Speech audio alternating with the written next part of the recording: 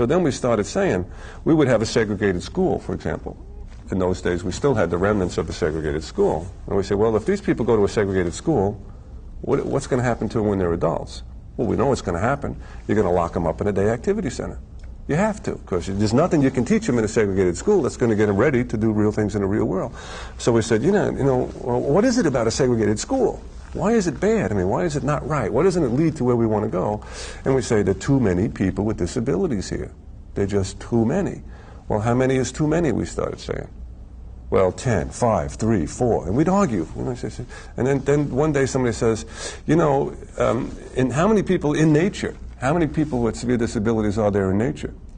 And we start thinking about, well, how you want to define severe. So we said, well, let's take the lowest 1%, and it's something that everybody understands. Well, obviously, there is 1% of the people who are the lowest functioning that exist in nature.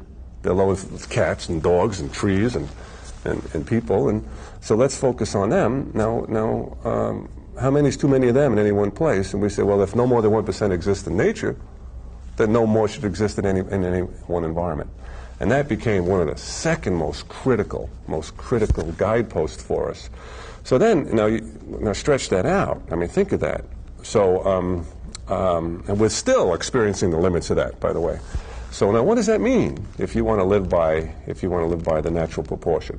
No, people with severe disabilities should not be congregated, to use the words that you came from, the group, clustered, what have you.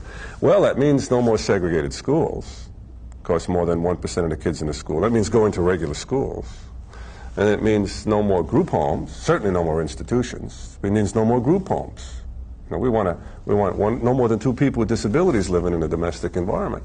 What about workplaces? Well, no more workshops, no more enclaves, no more retarded crews. That means we want people with severe disabilities to work next to. And like if 100 people are employed, 1 can be severely disabled. If it's a hospital with 1,000 people, well, 10. But not only 10 people in a little room doing retarded work, they're talking about dispersed, you see. You see, really, you're talking about dispersion. So that was one of the second really important guideposts for us.